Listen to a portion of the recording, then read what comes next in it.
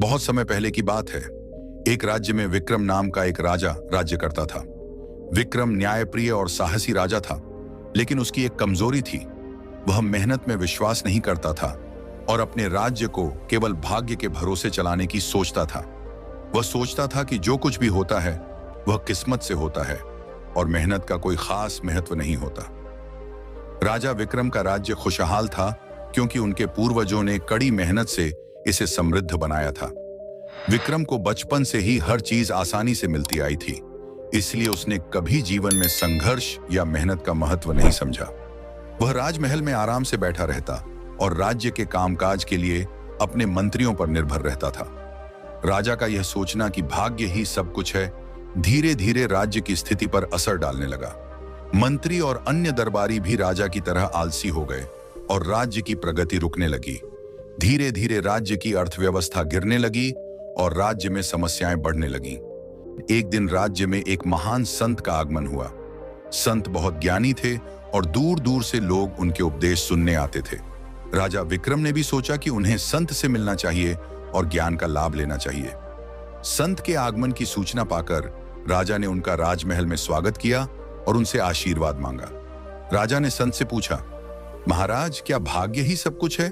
क्या मेहनत का कोई महत्व नहीं है? संत मुस्कुराए और बोले, राजन, भाग्य का अपना स्थान है, लेकिन मेहनत के बिना भाग्य भी निष्क्रिय हो जाता है।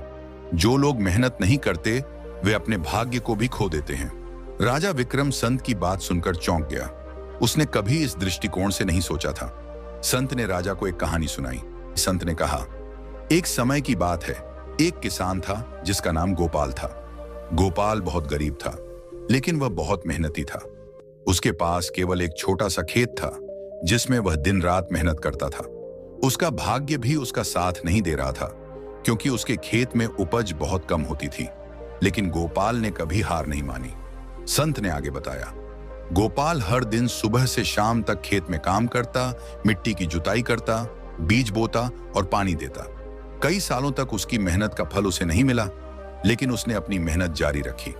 वह जानता था कि अगर उसने मेहनत करना छोड़ दिया तो उसका भाग्य भी उसके साथ नहीं देगा।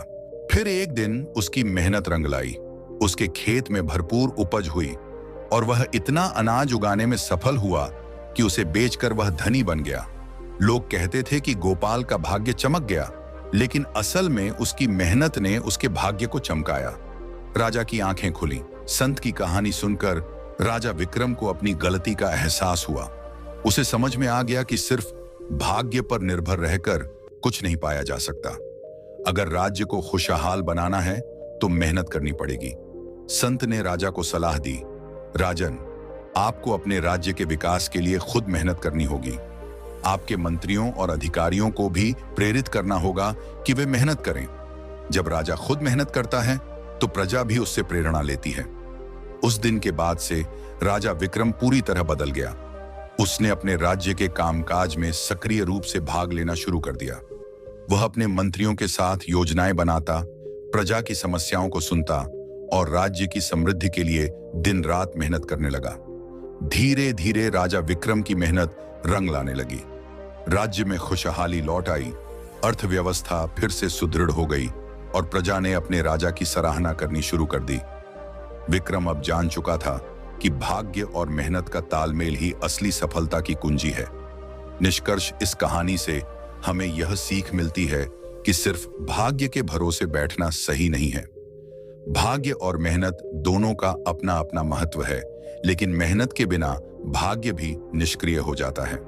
अगर हम कठिन मेहनत करते हैं तो हमारे भाग्य में भी बदलाव आता है।